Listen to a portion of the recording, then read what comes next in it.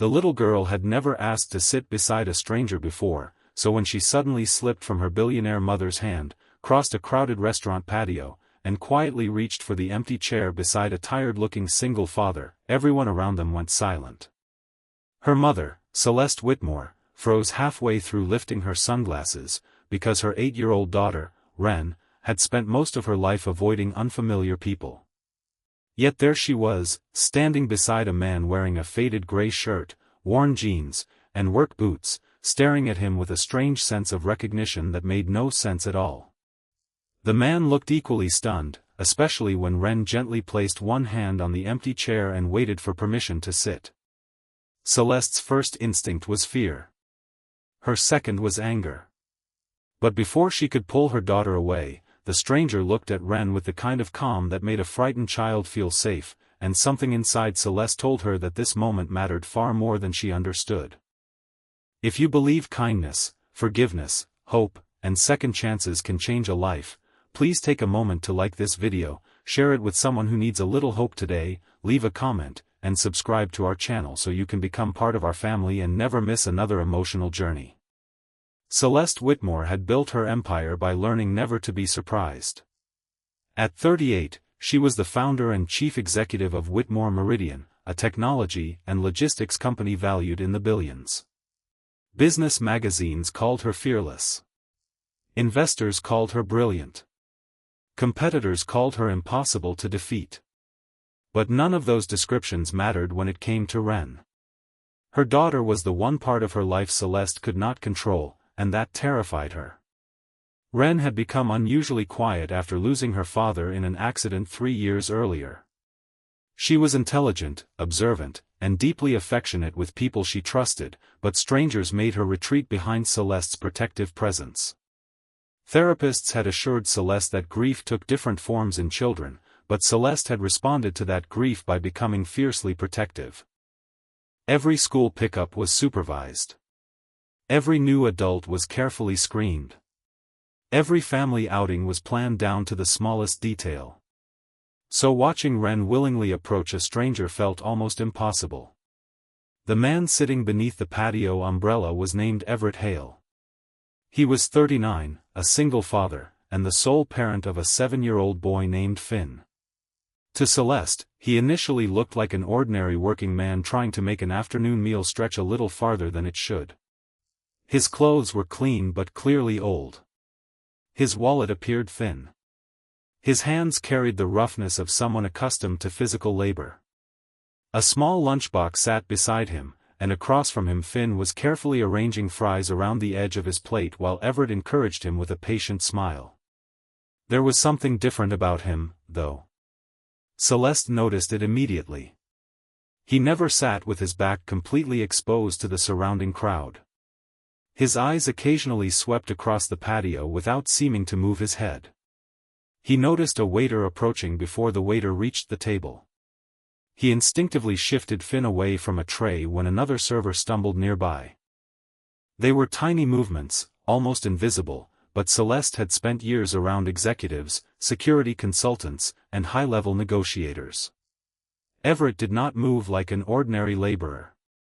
Wren sat beside him, and instead of asking her endless questions, Everett simply slid the extra napkin toward her and returned his attention to Finn. That was what surprised Celeste most. He did not try to charm her daughter. He did not make a spectacle of her. He did not ask why a wealthy child was sitting with him. He simply made room. Wren seemed to appreciate that. She watched Finn build a small tower from sugar packets, then carefully placed another packet on top. For the first time that afternoon, Celeste saw her daughter smile without being prompted. It was such a small smile, but it hit Celeste with the force of a memory. She had not seen that expression in months. Celeste finally walked over and apologized, explaining that Wren had never done anything like this before. Everett stood immediately, but his posture was respectful rather than defensive. He assured Celeste that Wren was welcome to sit as long as she wanted, because Finn had already decided she was part of the table. Celeste noticed the way Everett looked at children, not as inconveniences but as responsibilities. He listened carefully when Wren showed Finn a bracelet she had made at school. He noticed when Finn began rubbing his eyes from fatigue and quietly suggested that they finish eating before heading home. There was a steadiness in him that Celeste could not explain. Then Wren reached for Everett's hand. Celeste almost stopped breathing. Her daughter had not held an unfamiliar adult's hand willingly since the accident that had taken her father. Yet Everett did not react dramatically. He simply looked down at Wren's small fingers wrapped around his and gave her hand a gentle squeeze. Celeste felt an uncomfortable mixture of gratitude and suspicion. She asked Everett what he did for a living, expecting him to mention construction, maintenance, or some other ordinary occupation. Instead, he explained that he worked maintenance jobs around the city and occasionally repaired equipment for local businesses. He had chosen a quiet life because it allowed him to be present for Finn. Celeste found the answer strangely unsatisfying. There was clearly more to him. That became obvious several days later. Celeste had arranged for a small charity event at one of her company's community centers. Wren was supposed to attend for only an hour. Everett and Finn happened to be there because Finn's school had partnered with the center for a children's activity. Celeste was speaking with donors when she noticed Everett standing near a row of windows. Suddenly, a large metal display fixture toppled from a temporary platform. Several people screamed. Before anyone else could react, Everett moved. He reached Wren in seconds. He pulled her away from the falling structure, turned his own body between her and the impact, and guided her behind a concrete column. The fixture crashed to the floor exactly where Wren had been standing. Everett checked her for injuries, scanned the room, and only then allowed himself to breathe. Celeste rushed toward them, terrified. But the fear on Everett's face was not the fear of a man who had narrowly avoided an accident.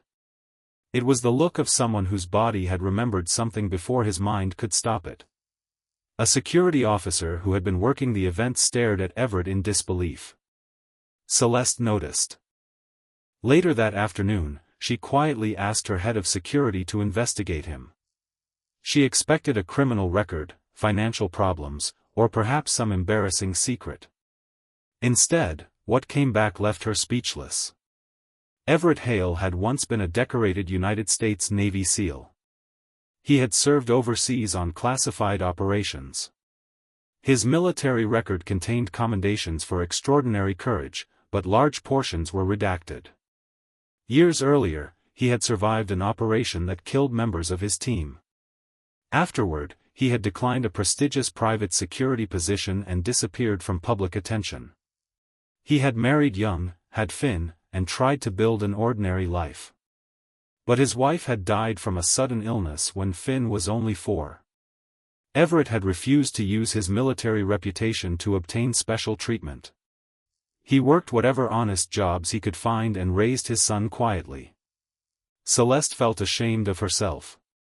She had spent years assuming that money could protect Wren from pain, while Everett had lived through unimaginable pain and still managed to make his son feel safe. But the greatest surprise came when Celeste discovered why Everett had reacted so strongly to Wren. It was not because he recognized her. It was because he recognized the bracelet she wore. The bracelet had once belonged to Wren's father, Graham. Celeste had never told anyone that Graham had served briefly as a military physician before leaving the service to build a career in medicine. Everett had known him. Years earlier, during one of Everett's classified deployments, Graham had been part of a medical support team connected to the operation. When Everett had been injured, Graham had treated him under extraordinarily difficult circumstances. According to Everett, Graham had stayed beside him when others believed Everett might not survive. Before Everett was evacuated, Graham had given him a simple piece of advice that Everett had never forgotten: survive long enough to go home, because someone will be waiting for you. Everett had later learned that Graham had kept a photograph of Finn in his medical bag because the photograph had reminded him of why people fought to return home.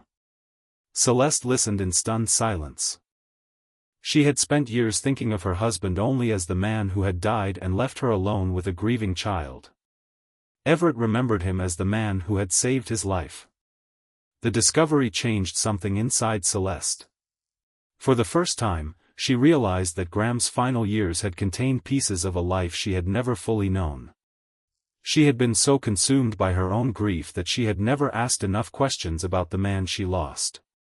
But Wren had somehow found a connection to her father through Everett. That afternoon, Wren sat beside Everett again while Finn showed her a small wooden airplane he had carved with his father. Celeste watched from a nearby table, tears quietly filling her eyes. She realized that Wren was not replacing her father. She was finding a safe place to remember what she had lost. Then another conflict emerged.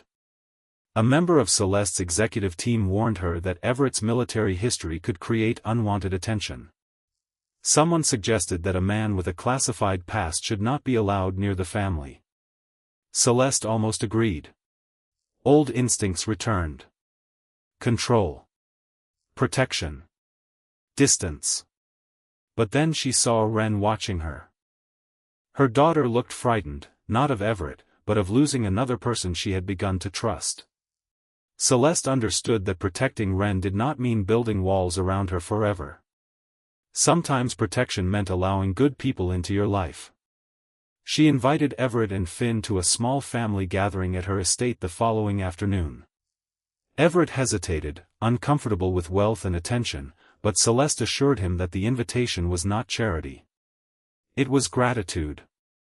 For the first time, Everett entered a world completely different from his own without feeling like an outsider. Wren ran toward him with a smile. Finn followed, carrying the wooden airplane. Celeste stood nearby and watched them become a strange little family for an afternoon. She eventually asked Everett why he had never told anyone about his SEAL past. He explained that people often saw the uniform before they saw the person. Some wanted heroic stories. Others wanted to know what he had done in war. He did not want either. He wanted Finn to know him as a father who packed lunches, fixed broken toys, attended school meetings, and kept promises. His past mattered, but it was not his identity. Celeste finally understood. She had spent her life being introduced as a billionaire, even though beneath the title she was simply a mother terrified of losing the only person she had left. Everett had spent his life being remembered as a soldier, even though beneath the uniform he was simply a father trying to give his son a peaceful childhood. Two people who appeared completely different had been carrying the same fear. They both knew what it meant to lose someone they loved. They both knew that money could not bring the dead back. And they both knew that children deserved the chance to laugh again. Weeks passed, and something beautiful began to grow between the two families. Wren became more confident. Finn became fascinated by Celeste's stories about building a company from nothing. Everett occasionally helped around the estate, but Celeste made sure he understood that he was not there as an employee. He was there as someone they trusted. One afternoon, Wren brought Celeste a drawing. It showed 4 people standing beneath a bright blue sky. There was Celeste, Wren, Everett, and Finn. Above them, in a corner of the page, Wren had drawn a small star. Celeste asked who the star represented. Wren pointed to it and then to her father's photograph. Celeste's heart broke and healed at the same time. Her daughter had not forgotten Graham. She had simply learned that loving someone who was gone did not mean refusing to love anyone who remained. Celeste knelt beside her daughter and held her tightly. Everett stood several feet away, giving them privacy, until Wren reached for his hand again. This time, Celeste did not feel afraid. She smiled. The billionaire who once believed control could prevent heartbreak finally understood that love was not control. Love was trust. Love was allowing someone to sit beside you when they were hurting. Love was giving people a second chance even when their past was complicated. And sometimes, love was as simple as making room at the table. Before the story ends, I want to ask you something. If you were Celeste, would you have trusted Everett after learning about his hidden past, or would you have been afraid of what you did not understand? Leave a meaningful comment and tell us what this story taught you about forgiveness, grief, trust, or second chances. Months later, Ren still sometimes sat beside Everett when the families ate together. Finn still brought his wooden airplane everywhere. Celeste still ran her billion-dollar company, but she no longer measured success only in numbers. She had learned that the greatest fortune in life could not be stored in a bank account. It could be found in a child's laughter. In a father who chose love after surviving war. In a mother who finally stopped confusing protection with isolation. And in an empty chair that became the beginning of a new family. Everett never stopped being proud of his SEAL past, but he no longer carried it as a secret he had to hide. Celeste never stopped being a billionaire, but she no longer allowed wealth to define her. And Ren, the little girl who had walked across a crowded patio and asked to sit beside a stranger, became the person who unknowingly brought two wounded hearts together. Sometimes the person who changes your life does not arrive with wealth, power, or a perfect past. Sometimes they arrive carrying scars you cannot see, sitting quietly at an ordinary table, simply waiting for someone to make room. And sometimes, one small act of kindness is enough to remind a broken heart that there is still hope. If this story touched your heart, please like this video, leave a meaningful comment, share it with someone who needs hope today, and subscribe to our channel so you never miss another emotional journey.